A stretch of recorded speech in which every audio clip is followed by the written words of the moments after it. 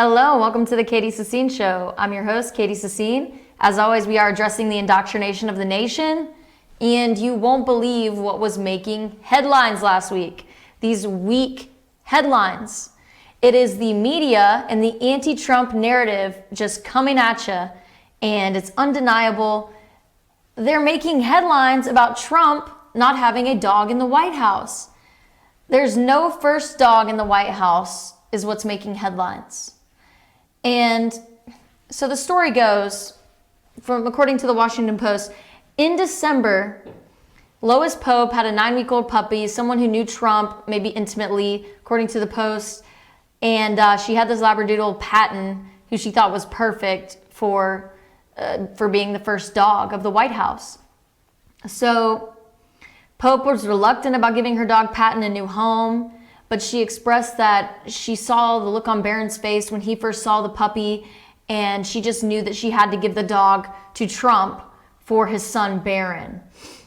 And she insinuated through several articles that are reported on Google, you could just check out Lois Pope and you'll figure this out. She's insinuated that she was reluctant about giving the dog to Barron Trump or to the Trumps because she wanted the dog for herself, but she was going to do it anyway for Barron. She was going to do it for Trump's son. Now that's a little weird to state publicly that you're reluctant to give up a dog to be the White House's first dog, but you want to do it for the son. It's almost as if this woman is, making it sound like, or the media is trying to make it sound like she feels bad for Barron. And she did note that it's, it would be hard for her to let the dog Patton go. And she noted that it's also hard as a child to probably move into the White House, I guess hypothetically speaking. So she imagined that would be difficult for Barron, and she wanted to give the dog to Barron to keep him company. Now this is what's making headlines, and I don't want to be just like them and telling you what they're saying, but I figured it's fair to get the story out if you haven't heard it already. But this is what is making headlines, and why is the question. Why are we hearing about Trump being the first dog with Trump being the first president without a dog? Well, we're hearing that simply because it's the media leading this anti-Trump narrative. It's anything and everything under the sun that they can think of that would make him look like an odd man out, like the weird guy, like the wrong guy. That would make him look not presidential. And he would be the first president in however many years to not have a dog in the White House, and that makes him different. That makes him worse. So this is the type of stuff that's constantly being pushed out into the media, and people are seeing it everywhere they go, and without even thinking, without even realizing it, they're becoming anti-Trump.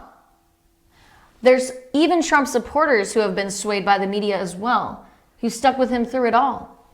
And as we know, his approval rating has unfortunately gone down. So Lois Pope ended up saying that she would give up the dog Patton for the boy because the boy Barron, apparently she said, is more important than I am, and I quote.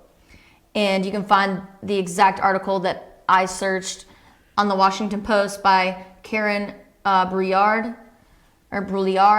So then in January, a month after he was elected in December, he came into contact with Pope and she offered him the dog. Now, a month later in January, it was reported that Pope was unwilling to give her dog, to give her Labradoodle to Patton, to give her Labradoodle to Barron. All these names are confusing me today. So she had the dog Patton, she didn't want to give it to Barron, and she was reluctant to give the dog up for her own personal reasons. She told President Trump, and of course, as always, he was charismatic about it and understanding. And so with this information provided by Bravo, by Kristen Pomerantz, it's evident that Trump is not to blame for not having a dog. So we see all of these stories about Trump needing a dog, but he's not even the one to blame. Now, I did a Google search of Trump no dog, and let's check out what we got. Google search of Trump no dog. This is what we get. We get several headlines criticizing Trump for not getting a dog. We see memo to President Trump, having White House dog is a plus. A Trump White House without a pet would break a long weird ... Donald Trump could be the first US president in nearly 130 years not to have a dog. So in all reality, who cares? So we could take that off the screen. So as you can see, they're really pushing the narrative that Trump is a different kind of guy, that maybe he's not the all-American. He doesn't have a man's best friend. Something's wrong with him. They really want to push the narrative that's, that something's wrong with Trump. When in reality, it's not even his fault that he didn't get the dog.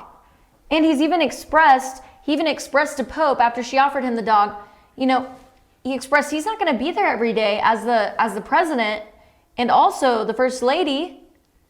They won't have all of this time to sit and take care of a dog.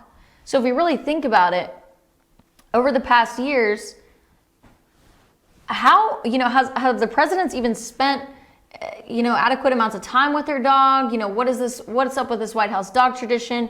Is it something sacred? Why is this so important, and why is this being pushed out in the media? And I feel like it's all part of this anti-Trump narrative. He doesn't have a dog, big deal. Why are 7 different news sources covering it? Now, what I want to point out is the irony that so many people want to cover a story without a purpose, that Trump doesn't have a dog and he's strange for it. And then we find out a month later he doesn't have the dog because the woman pulled back on the offer. So then we also have the media assuming the narrative that Trump is a hypocrite for golfing. You have a video of Spicer defending the golfing. And what we don't take into account is that unlike Obama, Trump has his own golf course. And it's also, important to ask yourself, who is he golfing with? So let's take a look at this video. Thanks, Sean. On a slightly different topic, in his first 8 weeks in office, President Trump has made at least 10 trips to the golf course. He regularly used to criticize President Obama for spending time on the course. How is his golf game any different? Well, I think 2 things. One is you saw him utilize this as an opportunity with Prime Minister Abe to help foster deeper relationships in Southeast Asia, and have a growing relationship that's going to help U.S. interests. How you use the game of golf is something that he's talked about. Secondly, we went to he had a mini cabinet meeting the other day 2 weekends ago down at his club in Virginia. And I remember so many people jumping to the conclusion that he's going down and playing golf. Just because you go somewhere doesn't necessarily mean that you did it. So on a couple occasions, he's actually conducted meetings there. He's actually had phone calls. So just because he heads there doesn't mean that's what's happening. So I know he did meet with Prime Minister Abe on the course, but we're not getting a lot of details on other high-level meetings that are taking place. If he is having these productive meetings on the course, why isn't the president and his aides being a little more forthcoming about what he's doing? It's the same reason that he can have dinner or lunch with somebody, and not because I think the president's entitled to a bit of privacy at some point, where we bring that, which is what we've always agreed to. We bring the protective pool to be there, but the president's also entitled to a bit of privacy as well. So the comparison between Trump and Obama concerning golfing is unmerited. Media headlines about Trump golfing and being a hypocrite for criticizing Obama's golfing is an unsound argument. Because when Trump, not only does he own the courses and some of these vacation destinations where he golfs with officials or where he meets with officials, but sometimes he's not always golfing. He just happens to go there and he gets accused of golfing. And not only that, what's the difference between Trump and Obama? What's the difference here? Well, Trump complained about Obama's golfing because Obama wasn't doing anything. He wasn't really doing much. But Trump, on the other hand, is extremely busy as a president. I mean, he just tried to partially repeal Obamacare. And we'll get into that next, which unfortunately that did not go through. But as you can see, just like the anti-Trump narrative through his not having a dog, we see the same anti-Trump narrative when we Google Trump being a hypocrite for golfing. I'll show you a picture of the Google photo when we get right back. We'll show you a photo of that. And thank you for tuning into the first half of the Katie Sassine Show. Remember, you can tweet me at KatieFYNTV. Remember to follow our channel, Fetch Your News on YouTube, and stay tuned in. We'll be right back.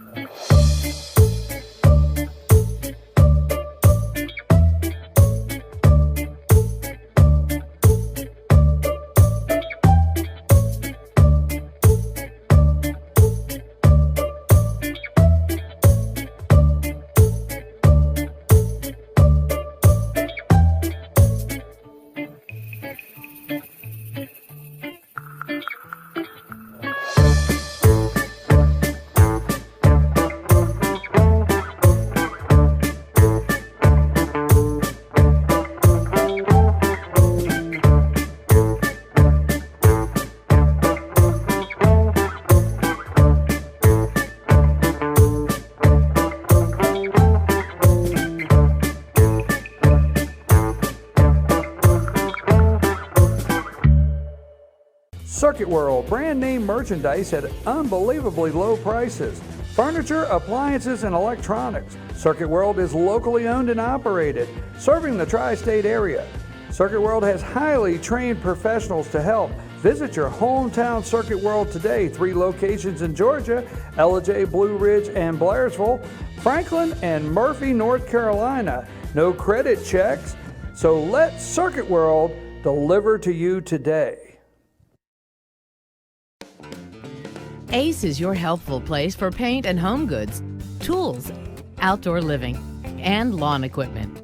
But did you know Ace Hardware of Blue Ridge is a little bit more? We have hunting rifles and accessories for your next hunting trip. We have Amish furniture imported directly from Ohio. And we have Ace Custom Woodworks for all your custom wood project needs, from cabinets to artwork. Ace Hardware of Blue Ridge, we have your new house in stock. El Rey and Ellijay. El Rey Mexican Restaurant. Family owned and operated, and a local favorite for families, parties, and meetings. Great prices. Friendly service and delicious Mexican cuisine. Patio dining available. Come sing in Carlos's Cantina every Friday 9 to 1. Eat in or take away. Same location for 14 years. Open 7 days at the corner of Maddox Drive and 515. North Georgia's favorite Mexican cuisine. El Rey and Ellijay.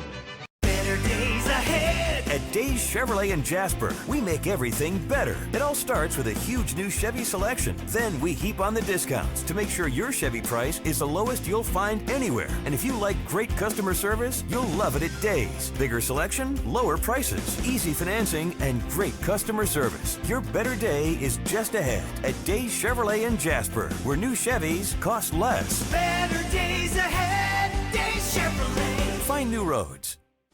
Hi, I'm Rhonda the Mattress Lady, and this is my husband Gary, owners of Mattress Overstocked in Ellijay next to Walmart. And we want to earn your business. From the time you walk in our door to the time we deliver your new mattress to your door, you will see the difference. Our selection and prices are the best in North Georgia, and customer service is our top priority. So y'all come on in and let us help you find the right mattress at the right price. That's Mattress Overstocked in Ellijay next to Walmart.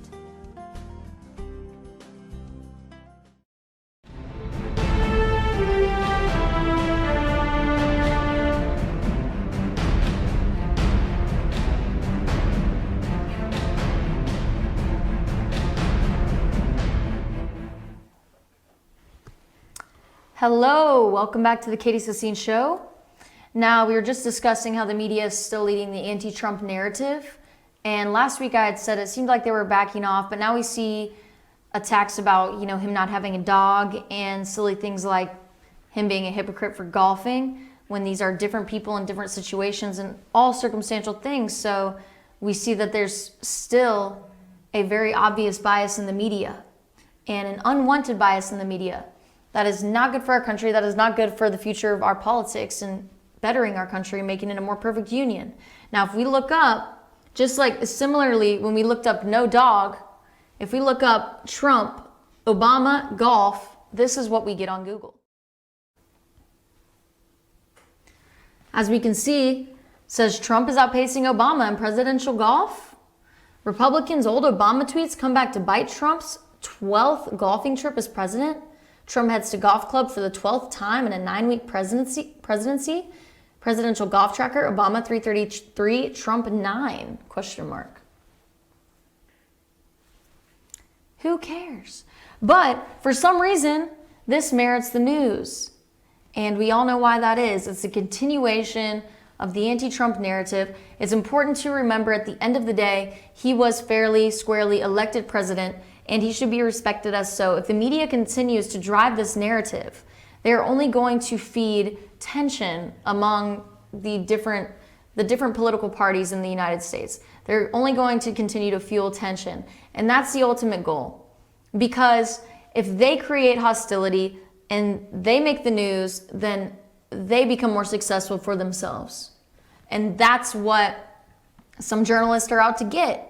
Not all journalists, but a lot of journalists are just out there to make money or just trying to do their job. Or maybe maybe they have to for their boss. So it's the toxicity of journalism. It's, yellow journalism. It's not good. So stories like these are really unmerited, and it's unfortunate that these take up so much of the media, but it's obvious as far as the reasons why go now. Moving on to more recent news that's actually been news and hasn't been part of any kind of covert, subliminal kind of message to make you think badly of Trump. But in real news, the GOP's revised Obamacare plan or bill to modify Obamacare has not passed through the House of Representatives, even in spite of the Republican majority. It has also been called Paul Ryan's bill, and was reported on Fox that it had only 17% of the people's support. So it was clear that this bill wasn't coming on strong and that people were doubtful of it already in the first place. So I've got a video for us to watch. I think the moral of this story is don't rush failure. Just take your time and make sure everything happens when it's supposed to. So let's check out this video about the effort to repeal Obamacare. We learned a lot. We learned a lot about loyalty. We learned a lot about the vote-getting process. Perhaps the best thing that could happen is exactly what happened today, because we'll end up with a truly great health care bill in the future after this mess known as Obamacare explodes. It was a stinging setback for a man who has repeatedly proclaimed the end of the law was close at hand. This is our long-awaited chance to finally get rid of Obamacare. We're going to do it. Despite the public bravado, privately, the author of The Art of the Deal had expressed doubts about his decision to follow Speaker Ryan's plan to tackle the complicated health law before unveiling his own tax cut proposal, considered by many to be political low-hanging fruit. Instead, after more than 60 days of GOP control in Washington and still no deal, a frustrated president today tweeted, after 7 horrible years of Obamacare, skyrocketing premiums and deductibles, bad health care, this is finally your chance for a great plan.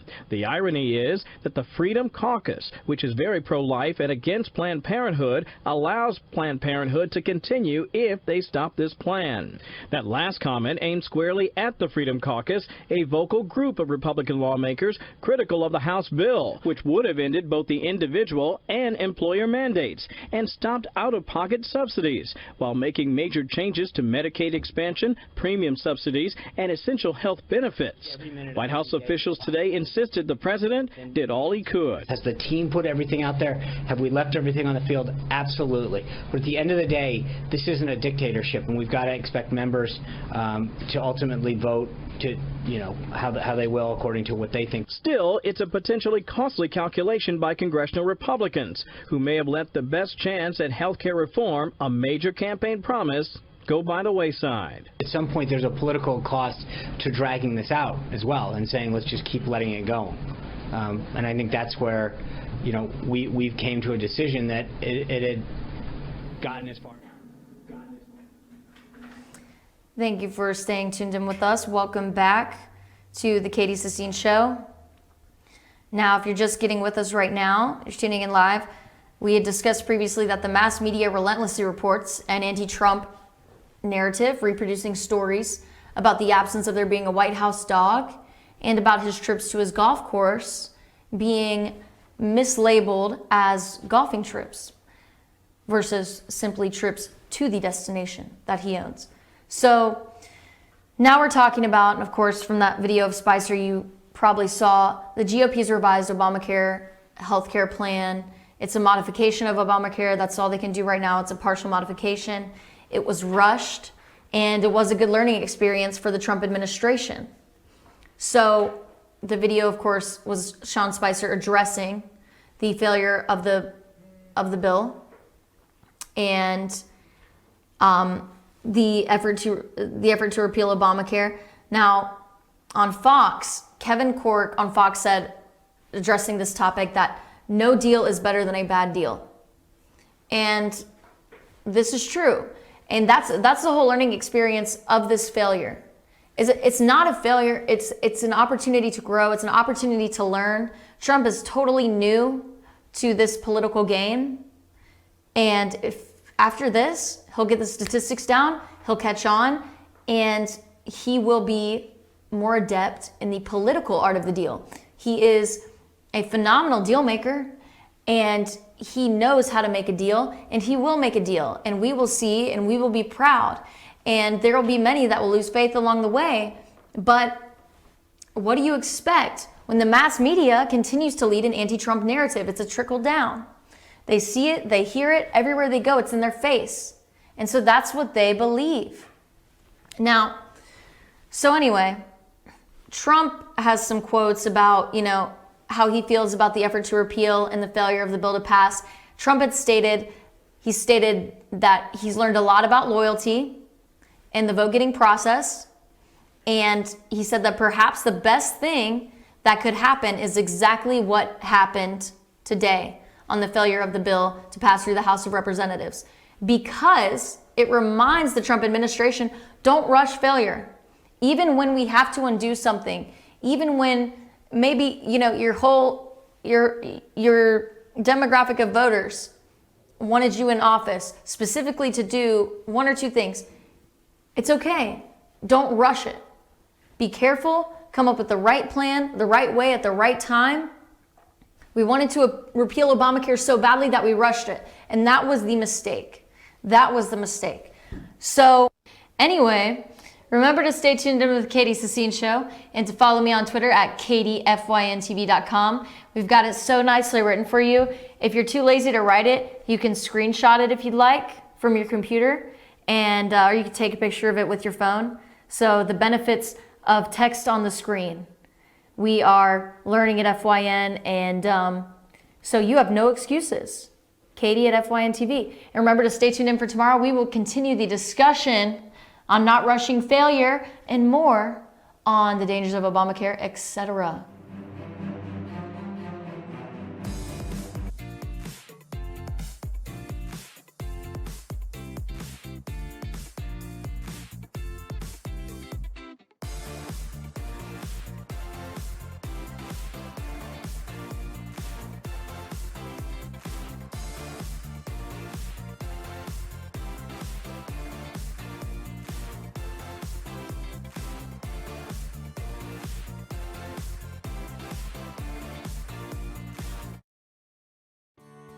North Georgia Diamond is your source for diamonds. Come on in to view the area's largest selection of fine jewelry at North Georgia Diamond.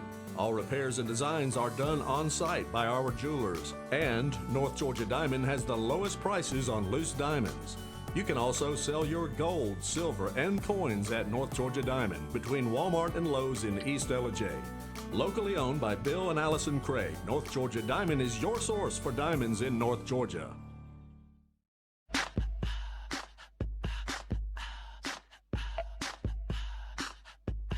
What you gonna do with all that junk?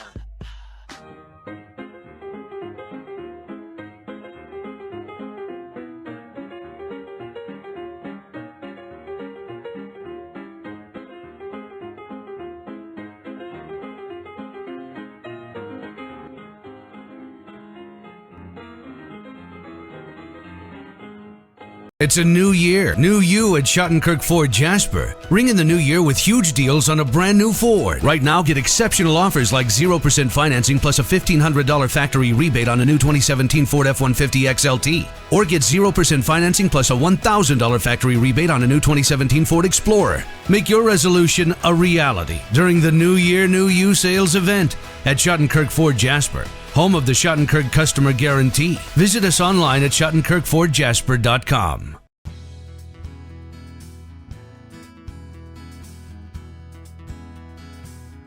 Hello, my name is Chad Watkins. I'm the manager at Larry's Body Shop.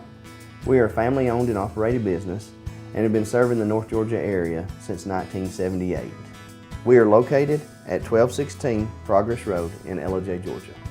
Our shop specializes in collision repair and we work with all major insurance companies.